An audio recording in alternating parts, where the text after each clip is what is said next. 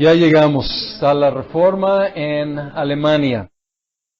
Y para levantar fondos para la Basílica de San Pedro, el Papa León X autorizó la venta de indulgencias.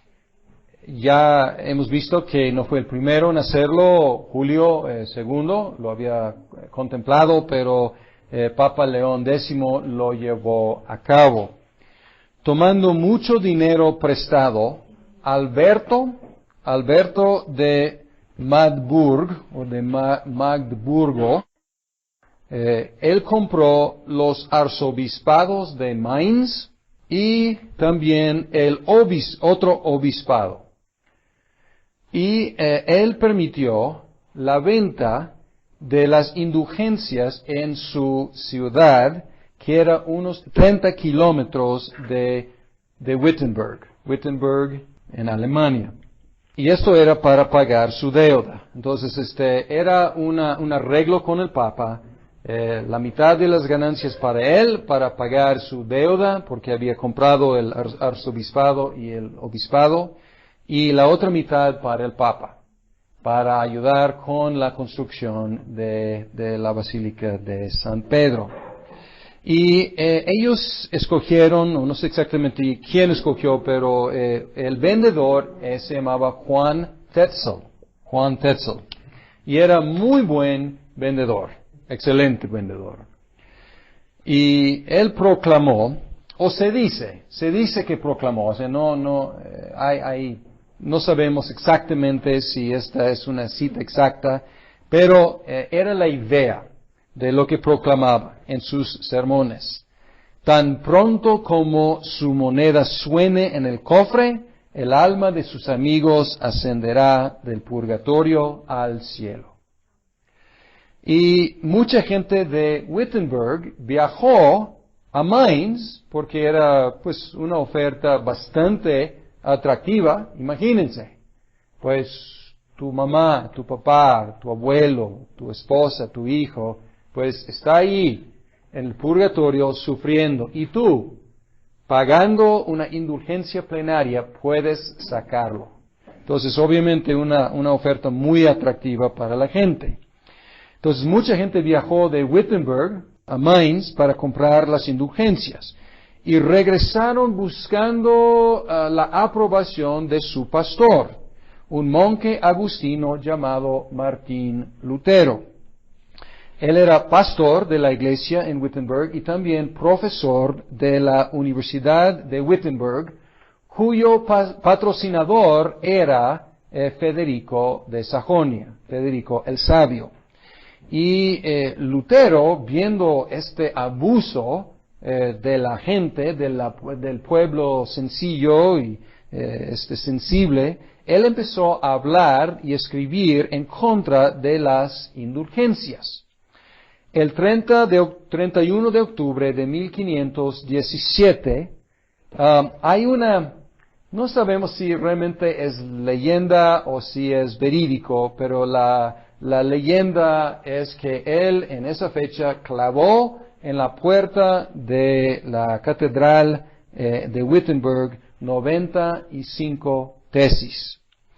Y él las puso allí en latín. Y era como tipo de aviso a la comunidad académica, porque la comunidad académica es la que manejaba latín. Entonces era una invitación para debatir, para discutir entre los eruditos. Y él publicó estas 95 tesis, principalmente en contra de las indulgencias, pero también cuestionando algunos aspectos del sacerdocio y del papado. Y si tú lees, y recomiendo, a lo mejor debo asignar esas 95 tesis como lectura obligatoria, pueden ver que son bastante moderadas. La verdad, son bastante moderadas. No está cuestionando la autoridad del Papa, o sea, no está cuestionando muchas cosas muy radicalmente, está diciendo, hay algunos abusos aquí. Aunque él era muy hábil y con las palabras, y en una de las tesis él dijo, si el Papa tiene poder plenario sobre el purgatorio, ¿por qué no lo vacía simplemente por misericordia? O sea, buena pregunta. Si él puede, ¿por qué no lo hace? Entonces usted no está cuestionándolo, pero está diciendo, si es así, pues ¿por qué no lo usa en una forma más misericordiosa? Y él, como fiel hijo de la Iglesia romana, sometido a la autoridad del obispo, del arzobispo, él envió una copia muy inocentemente de estas tesis al arzobispo de Mainz, que era Alberto, diciendo, señor arzobispo, tenga cuidado, porque en su arzobispado hay algunos abusos. Hay un vendedor de indulgencias que está aprovechándose en una forma fea de la gente. Y obviamente, pues no fue muy bien recibida esa comunicación. Él empezaba a tomar una postura que luego empezaba a como congelarse, hacerse más y más firme. Y eso fue someter toda práctica y toda doctrina a la luz de la Escritura. Llegó la noticia al Papa León X, y primero, pues nada más, no lo tomó muy en serio, pues como dio orden de silenciar a ese alemán, pero pues no pudo silenciarlo, y él le ordenó a comparecer en Roma. Pero pues Lutero sabía qué significaba eso, o sea, probablemente su muerte. Entonces luego permitió que el cardenal Cayetano lo interrogara y lo sentenciara en Alemania. Y aquí estamos en 1518, entonces un año después de la publicación de sus tesis. Debo mencionar que gracias a Gutenberg y la imprenta, algunos agarraron esas tesis y las tradujeron y las publicaron ampliamente en alemán. Entonces, muy pronto, este monje desconocido estaba convirtiéndose en una figura popular, un héroe popular. Y es uno de los nuestros, es un alemán como nosotros, y aquí el nacionalismo también entra.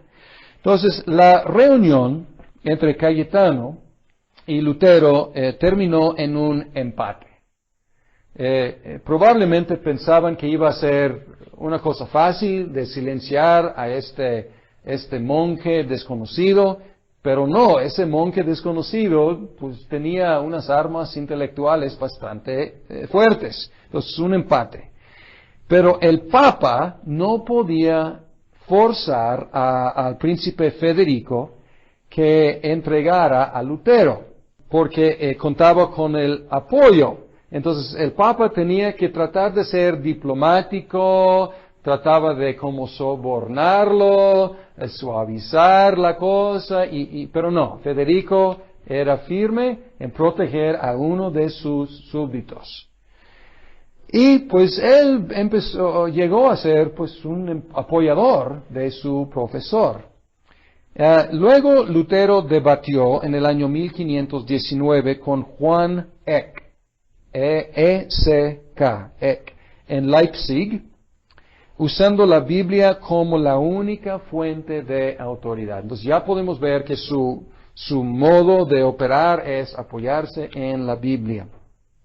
Después de que muchas de sus ideas fueron publicadas en Alemania, el Papa lo excomulgó por una bula. Una bula es como un decreto del Papa en el año 1520. Entonces tardó 3 años en excomulgarlo. Y Lutero recibió esa bula y él la llamó la bula execrable del anticristo. Entonces ya podemos ver que su postura es bastante radical. No fue el primero en llamar al Papa el anticristo. O sea, entre los católicos romanos con unos papas tan malvados que habían sufrido, otros habían llamado al Papa el Anticristo. Entonces Lutero no inventaba esa idea. Sin embargo, aquí obviamente ya no había posibilidad de una reconciliación. Y él quemó públicamente la bula. Era un señor bastante, a veces histriónico, dramático. Públicamente quemó la bula y los cánones de la Iglesia romana. En el año 1521, Lutero fue citado a la dieta de Worms. Y la dieta es la asamblea de los electores, de los príncipes. Esa dieta fue presidida por Carlos V, el joven. Creo que en esa época él tenía unos 18 años, algo así, o sea, fue recién elegido, un joven. Y Carlos V, él había prometido a Lutero salvoconducto.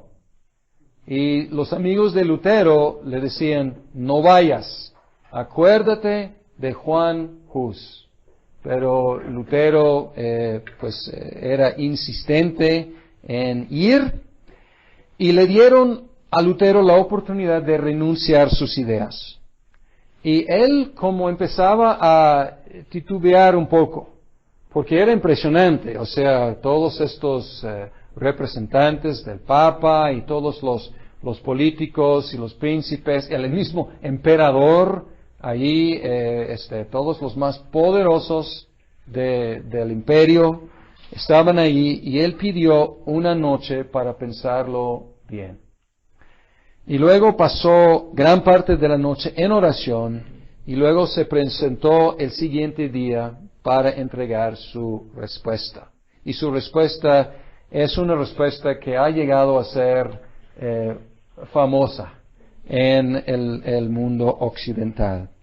Él dio su respuesta y concluyó diciendo, puesto que Su Majestad Imperial y sus Altezas piden de mí una respuesta sencilla, clara y precisa, voy a darla sin dientes ni cuernos, de este modo. El Papa y los concilios han caído muchas veces en el error y en muchas contradicciones consigo mismos. Por lo tanto, si no me convencen con testimonios sacados de las Sagradas Escrituras o con razones evidentes y claras, de manera que quedase convencido y mi conciencia sujeta a esta palabra de Dios, yo no quiero ni puedo retractar nada, por no ser bueno ni digno de un cristiano obrar contra lo que dicta su conciencia. Heme aquí, no puedo hacer otra cosa, que Dios me ayude. Amén. Después de eso, cayó la dieta en un caos, y pues Lutero fue condenado, pero el emperador, él quedó con lo dicho, con este hereje, y por miedo, Federico, el protector de Lutero, el patrocinador de Lutero, el amigo de Lutero, secuestró a Lutero por su propia protección, su propio bien, y lo protegió en el castillo de Wartburgo, durante todo un año, por su propio bien. Durante ese año, Lutero tradujo el Nuevo Testamento en alemán. O sea, es algo impresionante, en un año traducir en alemán. Debo mencionar, al traducir el Nuevo Testamento y luego eventualmente el Antiguo Testamento en alemán, lo que Lutero hizo no solamente fue traducir la Biblia, sino él inventó, en un sentido, el alemán moderno. ¿En qué sentido? Había muchos dialectos de alemán, y pues se entendían entre sí, pero hablaban diferente. Entonces él utilizó un dialecto, una opción de las varias opciones, y ese dialecto llegó a ser lo que llamamos alemán. Entonces él hizo algo unificador para todos los pueblos alemanes, dándoles un libro que todos querían leer en un idioma que ellos llegaron a compartir en común. Entonces, después de la dieta, Carlos V firmó la condenación de Lutero, pero no pudo llevarla a cabo porque necesitaba el apoyo de Federico. Sin embargo, Lutero desde entonces no podía viajar fuera de zonas donde pues él tenía protección. Otros reformadores podían viajar más, pero él no, porque era un hombre condenado por el imperio. El nombre protestante viene de una protesta posterior. Los príncipes llamados luteranos, seguidores de Lutero, ellos hicieron una protesta en otra dieta, la dieta de Speyer, otra dieta en Speyer en 1529. Carlos V hizo varios intentos de detener la reforma, pero no pudo. Y era una gran frustración para él. Y en esa dieta los príncipes luteranos hicieron una protesta y desde ahí empezaron a llamarlos los protestantes. O sea, la protesta no es tanto de Lutero mismo, sino una protesta más política que nada que los luteranos, los príncipes luteranos hicieron. Lutero insistió en que sus seguidores se llamaran cristianos.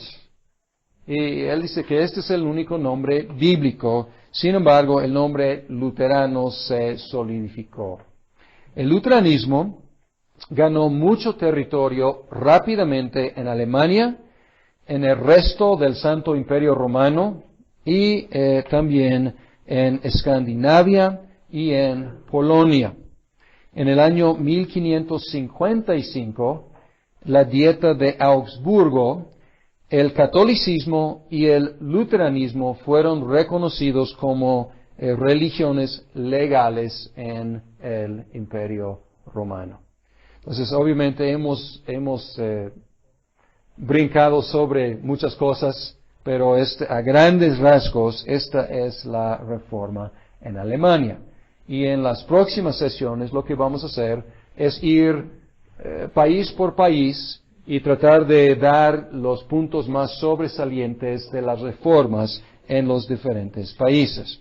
Pero quiero terminar hoy mencionando algunos principios que son hasta la fecha pues una buena forma de cómo identificar qué motivaba, qué guiaba el movimiento reformador en Europa. Primer principio, sola escritura. Sola escritura, obviamente, sola escritura significa que la Biblia es la única fuente autoritaria de la doctrina y la práctica. Quiero decir y quiero enfatizar que estos reformadores no se consideraban innovadores y no estaban descartando 1500 años de historia de la Iglesia. Al contrario, algunos, como Calvino, eran humanistas. Martín Lutero era monje agustino y sus votos como monje agustino le obligaban a estudiar la Biblia y los escritos de Agustín de Hipona. Y entonces ellos no consideraban que innovaban, pero ellos estaban leyendo la Biblia a la luz de los mejores comentarios de todos los siglos cristianos. Sin embargo, no se sometían a esas opiniones del pasado. O sea, a fin de cuentas, la única fuente autoritaria es la Biblia. Sola gratia. Sola gratia significa que la salvación es solo por la gracia de Dios. ¿Es una novedad? Al contrario, es muy bíblico y es muy agustino. Es uno de los énfasis de Agustín. Y debo mencionar que sola gratia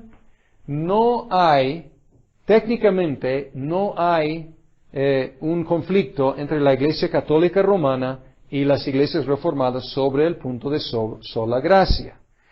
Oficialmente, la Iglesia Católica Romana también afirma que la salvación es solamente por gracia, oficialmente.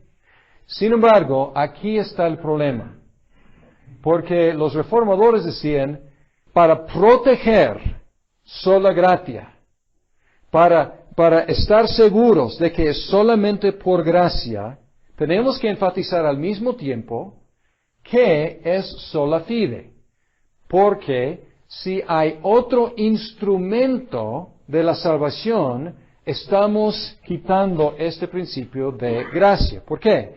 Porque la fe no tiene mérito propio. La fe es un canal vacío, podemos decir, por el cual Dios nos comunica su gracia.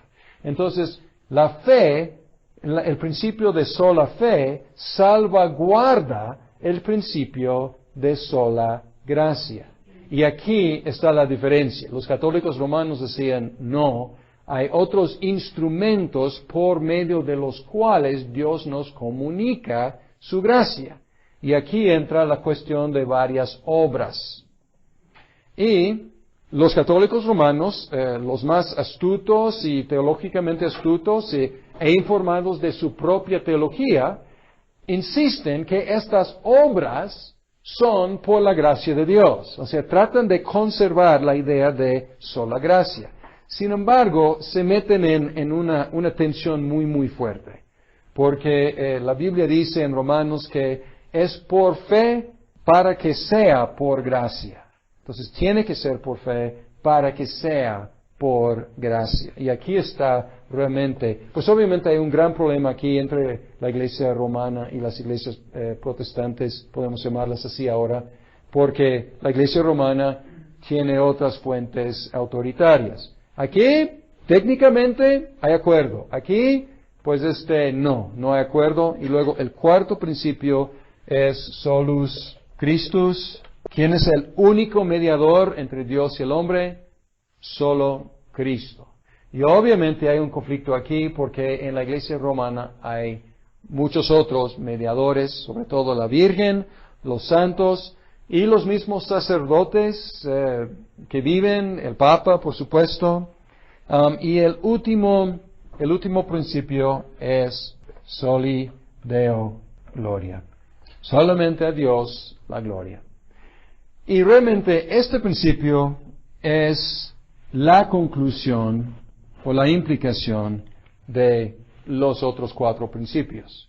Porque si la palabra de Dios es la única fuente autoritaria, si la gracia de Dios es la única base sobre la cual somos salvos, si la fe en Jesucristo, que no tiene mérito propio, es el único instrumento de la salvación, y si Cristo es el único mediador entre Dios y el hombre, ¿quién recibe la gloria?